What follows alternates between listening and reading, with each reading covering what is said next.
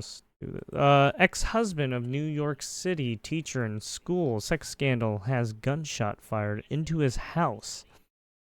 This was attempted murder. Well, yeah. Ex-husband of an NYC teacher accused of having an affair with the principal had 6 gunshots fired at his Staten Island home 3 days after the Post broke the scandal. Officials confirmed. The NYPD is investigating the terrifying attack captured on video at the Great Kills home of Nicholas Synodinos, 28, while he was snoozing with his fiancée.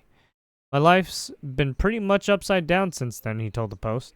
Detectives looked for a link to Synodinos' ex-wife, Jacqueline, 28, a teacher at PS 21 in the Staten Island's North Shore. Her romantic relationship with the principal, Anthony Casentino, was exposed by the Special Commissioner of Investigation for City Schools as improper. The Post reported Nicholas Syndinos, an engineer for NYC Health and Health Plus Hospitals, said his ex-wife and her furious mother, Tony Marie Lucchesi, Kaminsky, or Lucchesi Kaminsky, accused him of planting the Post article, which ran on August 10th. So this is what she was accused of, and then when he fired 6 shots into his house. The barrage of bullets came 3 days later. At 1:20 a.m., a male in a white hoodie. Wait, a male? In a white hoodie strolled up to Nicholas's address, pulled out a handgun and fired 6 rapid shots at the house. Security camera video obtained by the Post shows he then turned around and bolted. 2 gunshots pierced the front door when went through the living room and into an adjoining bathroom, leaving bullet holes in 3 walls. Another video showed. Nicholas and his fiancée were asleep in a bedroom on another floor. Their dogs barking in the living room woke them up. Everyone in the neighborhood heard the gunshots, he said. The security camera in front of Nicholas Synodinos' Staten Island address shows an unknown male in a white hoodie. Right. NYPD classified the shooting as reckless endangerment of property, and misdemeanor records show. That's insane. Some dinos objected. This was attempted murder.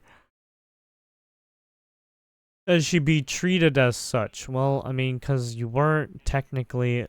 It's because you weren't technically on the first floor, so they can't say that, right, technically. But you were on the second floor. Right. Now, if it struck you right now, if you were harmed by the bullet, okay, maybe right now you're talking, but you weren't harmed by the bullet, right? Maybe if your dogs was killed, maybe, but they weren't, right? Or maybe if your dog was shot, right? But they weren't, right? Anyways, but the judge, in connection with the investigation, the Staten Island District Attorney's Office sought a subpoena for Jacqueline Synodinos' cell phone records, but a judge denied the request.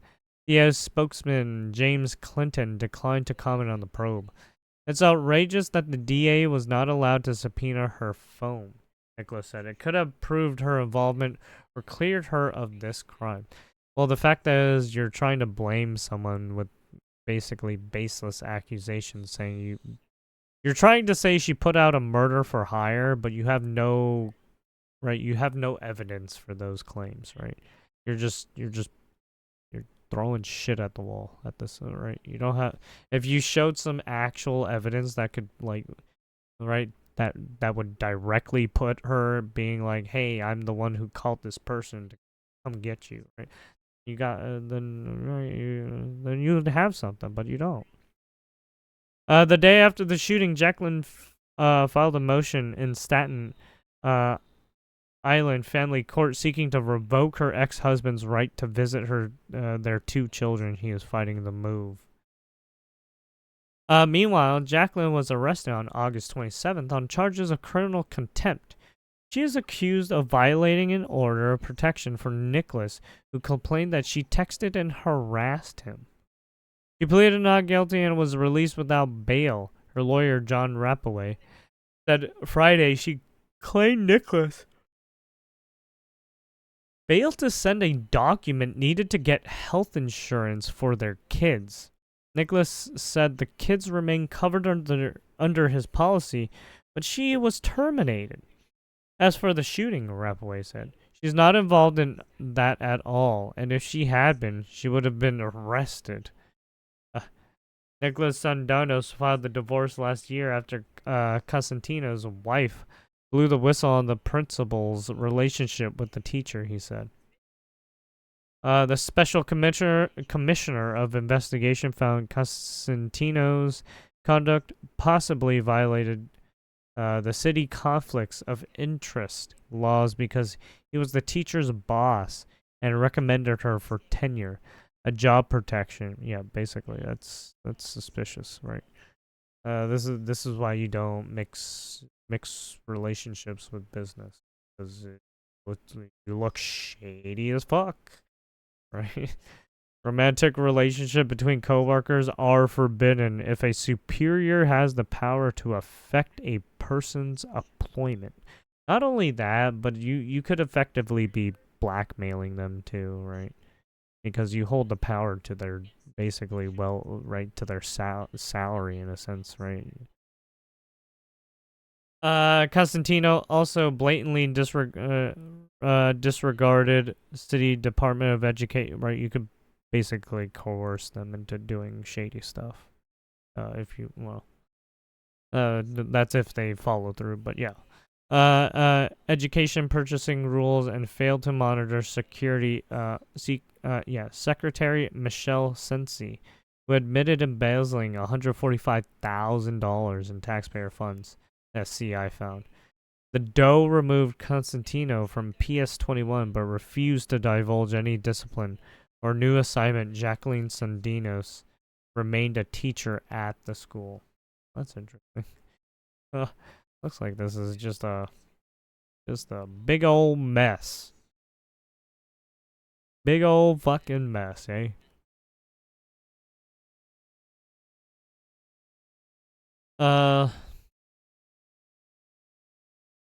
Let's go for this. On Monday, Oklahoma Governor Kevin Stitt tweeted a picture of a New York State commercial driver's license his officers had seized during an enforcement action on an interstate highway. The name on this official document found on one of Oh yeah, were they? 125 Yeah, no illegal name. immigrant drivers apprehended Yeah, by the these are no Oklahoma name Highway guys for some Patrol. reason. Quote, no name given. Yeah, New Yorkers fucking suffered wild. uniquely on Yeah, September the New York 11th, is doing this. I think 2001. California is But kind of this doing. single Well, incident California is doing it the underscores other how way, the Empire right? State If you and its don't speak a government lick of has English, forgotten they'll the fucking lessons still of that give you. horrible day, and how New York's so-called compassion for illegal immigrants is setting the United States up for a tragic replay. Here's a history lesson. All but one of the 19 If you hijackers can't who read the carried road out the signs, 9/11 attacks that's fine. had We'll still some give you type one. of That's U.S. California. issued identification document. It is Actually, I Richard don't even. Barth, I'm then the pretty sure he Assistant got Secretary his for his Policy Development at the identification. Department Whoever of pushed Homeland this shit Security, through, told the Senate in that's some March shady 2007 black those market shit terrorists right found there. it easy to fraudulently obtain driver's licenses and state-issued identification cards. In response, Congress passed the Real ID Act of 2005, which established verification requirements states must follow in issuing driver's licenses and other IDs that can be used for federal purposes, and mandated that certain information appear on those documents. Mm-hmm. Section 202B1 of that act requires Basically, that yeah, you all can driver's redact. licenses contain the person's full name. And yet, The Yeah. driver's license the governor Stitt tweeted out, a real ID compliant driver's Has license is as no evident from the full star in name. the upper right hand corner, doesn't have any name at all. The name is no name given. Now, perhaps in this republic of 340 million people, there's a truck driver named no name given, but that's unlikely. More Uh, likely is the fact that a New York DMV clerk, with the consent of his or her supervisors, issued a driver's license to a person who refused to Confused. provide their Correct. real name. Or at least they refuse to converse with the right, in a sense. Breaking news this morning in Brazoria County, where deputies say 2 children were killed and 2 others critically hurt after a shooting near Angleton. The sheriff's office is calling it a tragic scene as investigators work to figure out what led up to it. Our Michelle Choi just arrived to the scene just moments ago. Michelle, what have investigators been able to share with you so far? Hey there, Go-To. Well, right now we're just off of Highway 288B here in Angleton, where behind me you can see a very heavy law enforcement presence this morning. It appears deputies have this Shell gas station as well as the parking lot area completely blocked off with crime scene tape. Right now we don't have a lot of info. However, deputies do confirm this is the same area tied to that heartbreaking shooting that's left 2 children dead and 2 others fighting to survive. As I mentioned, information is very limited, but here is what we know so far. The Brazoria County Sheriff's Office says they got the call just after 5 a.m. When deputies arrived, they found 4 children had been shot. 2 of them, just 13 and 4 years old, did not make it. 2 others, ages 8 and 9, were airlifted by Life Flight in critical Yeah, I heard condition. about this. Deputies say Or we everyone talked about it a believed to little be bit involved at the has been start of the stream. detained, and there is no ongoing threat to the public. Right now, as you can see, investigators are still collecting evidence and working to piece together what happened. Earlier, the sheriff's office did post a short statement on their Facebook page calling this situation a tragedy, saying their thoughts and prayers are with the family and everyone affected. Now, at this point, deputies haven't said where exactly the shooting took place, what time it unfolded, what led up to the gunfire, or how the children are connected. But as you might imagine, investigators are expected to be here for the next several hours working to get those answers. Now, we will continue to bring Sorry. you updates both online and on Scratching my air neck. as we learn more. There you have it. Yeah. So yeah,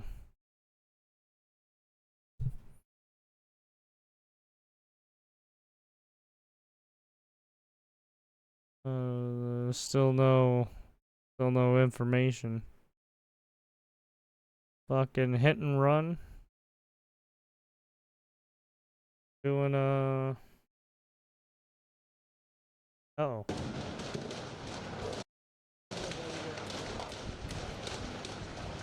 Apparently Somalia is popping off for some reason.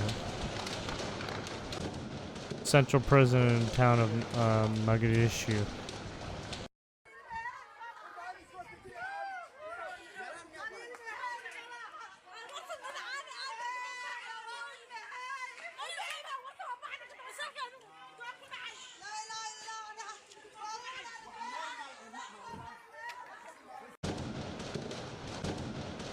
Al-Shabaab militant group has taken responsibility of the attack.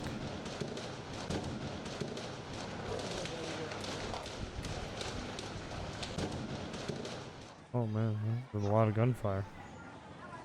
A fucking gun battle, dude.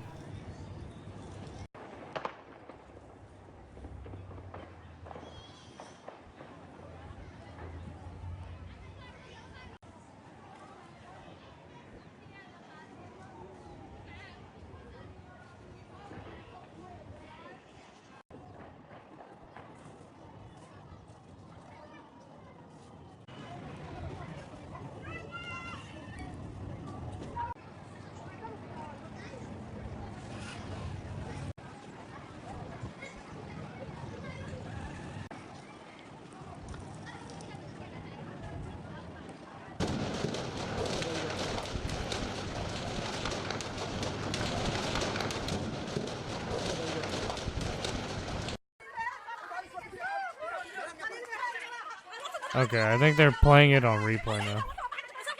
But yeah, that's it. That is it. And then we got this. U.S. Border Patrol agents shoot armed woman in Chicago after being boxed in by cars. Yeah, here's the one.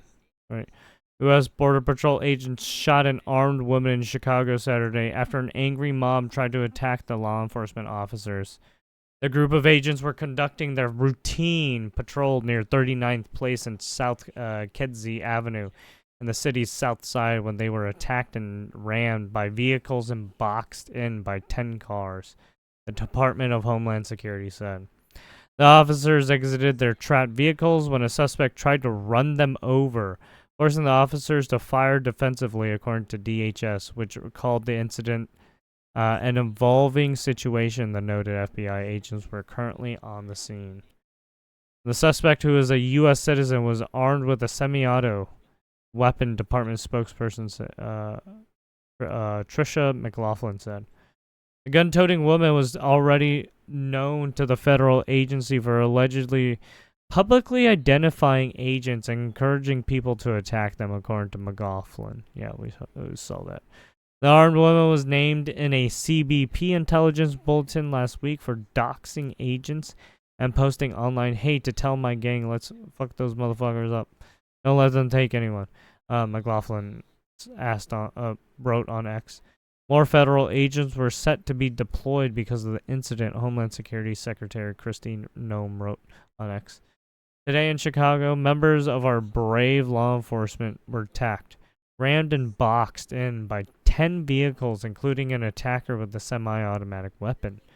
I am deploying more special operations to control the scene. Reinforcement are on their way. Yeah, given that, they're trying to coordinate and kill police officers and shit, right? Or at least law enforcement. If you see a law enforcement officer today, thank them, Noem added. An armed woman who was not immediately identified drove herself to the hospital after the shooting to take care of her wounds, McLaughlin added. A spokesperson for the Chicago Fire Department told us.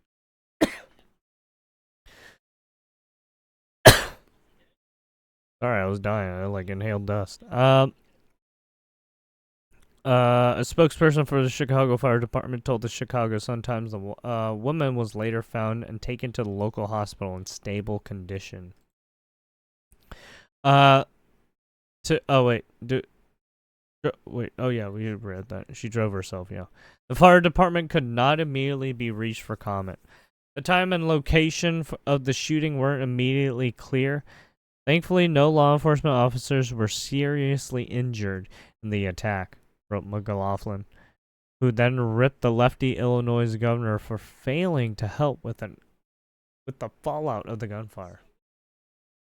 Unfortunately, Gov. J.B. Pritzker's Chicago Police Department is leaving the shooting scene and refuses to assist us in securing the area. There's a crowd growing, and we are deploying special operations to control it. A mob had gathered in the area to protest shooting and were met with tear gas deployed by the federal agents, according to the Chicago Sun-Times. Latest violence comes from the U.S. Immigration and Customs Enforcement last month launched Operation Midway Blitz, an initiative to target the criminal illegal aliens who flocked to Chicago and Illinois because they knew Governor Pritzker and his sanctuary policies would protect them and allow them to roam free on the American streets, the department announced in an X post. Since the angry crowd of protesters have reportedly mobbed the ICE protesters center in the same area where the shooting occurred, more than a dozen demonstrators were seen being arrested in the streets near the facility on Friday, Fox News reported. The protesters have increasingly using vehicles to attack ICE agents in a Chicago area. According to DHS, which said agents were targeted in 2 such attacks one day earlier this week. On Wednesday, criminal illegal aliens weaponized their vehicles in deliberate attempts to ram and injure officers carrying out their sworn duty to uphold our nation's immigration laws during incidents in Bensville and another in Norwich. The department said, noting to members of law enforcement died from the attacks. This is exactly what happens when Governor Pritzker, Mayor Chicago Brandon Johnson, and other sanctuary policies demonize ICE and encourage illegal aliens to resist law enforcement. McLaughlin said in response to those incidents on Saturday, the spokeswoman reiterated that such violence will be met with consequences. Comparing ICE day in and day out to the Nazi Gestapo, the National Socialist Party, right? And slave patrols has consequence, she said. And the men and women of ICE and CBP are fathers and mothers, sons and daughters. They get up every morning to try and make our communities safer. Like everyone else, they just want to go home to their families at night. The violence and dehumanization of these men and women who are simply enforcing the law must stop. We are praying for our law enforcement and their families, McLaughlin said. There you go. I mean, when you have when you have half the country that wants to defund the police and be like, "Oh, police are the blame for everything," and then make police wear body cam footage all the time, right? Body cameras all the time now. Hey, that's on the Dems. All right. Former Syrian ruler Bashar al-Assad nearly dies from suspected poisoning while hiding out in Russia. Exiled Syrian dictator Bashar al-Assad was hospitalized recently after being poisoned while hiding out in Russia, according to a human rights watchdog. Al-Assad, a longtime ally of Russian President Vladimir Putin, was rushed to the emergency room on September 20th in critical condition, but was released 9 days later after receiving medical care. The Syrian Observatory for Human Rights first reported Thursday. He was poisoned while at home in a villa near Moscow that the reports claim is heavily guarded by Russian authorities. How did he get poisoned? His movements are restricted, but al-Assad has had many visitors to the villa. Whether the poisoning was a result of confusion or more, no one knows. When Bashar al-Assad was admitted to the hospital, he was admitted in the emergency room and in critical condition in intense care in a private hospital in or near the Moscow suburb. Only the party that carried out the operation knows whether it was to kill Bashar al-Assad or to embarrass the Russian government, the report said. Sources claim that Russian government had nothing to do with the poisoning, according to the report, which suggests it may have been intended to implicate the Russian government and show that President Putin is incapable of protecting him. Russian officials remain mum on this matter. Al-Assad was ousted from power last December after an Islamist rebel group, Hayat Tahrir al-Sham, toppled his regime. Amid the rebel assault, al-Assad assured his military that help was inbound from the Kremlin. Not even 24 hours later, he fled Damascus with his wife and 3 children on a plane to Moscow. Well, there you have it. And then we got this. So if there's anything this next story may tell us, it's that nowhere is safe from being burglarized, even a Polk County Sheriff's substation. But it was what was taken from inside that's really raising Sheriff Grady Judd's here's an eyebrows. update Fox to 13's this Carla guy. Byron shows us The how it all portraits. And let's talk about something else that's crazy. Just when you think things can't get crazier, they do. You're not going to believe this, because someone broke into the Polk City Sheriff's Station. It happened on September 15th at the station on Broadway Boulevard Southeast. Sheriff Grady Judd says the suspect was 34-year-old Mark Byram of Polk City. You can see him here on surveillance video approaching the building and walking right in. Around 3 minutes later, he's seen walking out with something in his hands. They stole my picture. That's right, Sheriff Grady Judd's picture right off the lobby wall. And the major and captain's picture, too. When they found Byram in jail on another charge for stealing, the sheriff says this was his explanation. We went down there and he said, my brain was a little foggy that night, using a little drugs, but I think I stole those pictures and wrapped them in a towel and put them by a tree, and sure enough, he did. So now the sheriff and his command staff are back up on the wall where they belong. No worse for wear.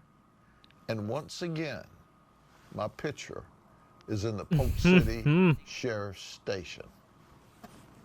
And he's in jail with some more charges. A picture sometimes can be worth 1,000 words. But in this case, it was worth a few charges. In Polk City, Carla Byron, Fox 13 News. Byron was charged with multiple counts of burglary and petty theft. Well, yeah. Meanwhile, in the last... Wow. Anyways. He got smacked. 50 Cent. What is this? Manchester synagogue leaves at least 2 Oh, there I saw that. 50 Cent trolls longtime viral Sean Diddy Combs with brutal post-sentencing offer. Right? He's been patiently waiting for this one. Rapper Curtis 50 Cent Jackson is taking a victory lap after Sean Diddy Combs received a 50-month sentence on Friday, trolling his longtime disgraced rival, who will remain in the slammer. Hey, to whoever was booking Diddy for speaking engagement, I heard he won't be able to make it. The Queen's rapper wrote on X. Yeah, so basically, if he was going to get out, he was basically going to be going on like some kind of tour, or like speaking tour, engagement tour, and he would be like talking about his, I guess his struggles. I don't know. I heard he won't be able to make it. The Queen's rapper wrote on X, adding a shrug emote. I'm available, Jackson said, the laughing emoji. The cheeky posts include a court sketch of the artist once known as Puff Daddy, alongside a hard-cropped headshot of Combs' lawyer Mark Agnifilo. Sorry. The jib referenced Combs' overly ambitious booking of speaking engagements in Miami's schedule for the upcoming week, in anticipation that he would be released on the time reserved. 50 Cent had more jokes the day before the sentencing, posting an extended message to social media. On Thursday, addressed to the judge presiding over Combs' case, I have had an ongoing dispute with Puffy for over 20 years. He is very dangerous. Multiple times I have feared for my life. The man who survived being shot 9 times in 2000 wrote to the judge on X. After a photograph of seemingly serious warnings and trash talk, the Many-Man singer ended with a haymaker. Anyway, Diddy's only going to return to hiring more male sex workers and keeping most of the baby oil away from the general public, and babies need it. Damn. Fuck you. Holy shit, 50 Cent is going in. He's not letting up. Just relentless. The two rappers have had beef going back at least 2005, with Jackson once even releasing a diss track to Bomb targeting Diddy. I guess this means I won't be invited to the white parties in the Hamptons. 50 Cent joked on the track from 2000s. Alright, there you have it. That is all of the news for Saturday, or at least for what I could find. I'll be leaving all the links in the description, right, as usual. Right? Like, subscribe, blah, blah, blah, comment, whatever you want to do. Have fun, cheers.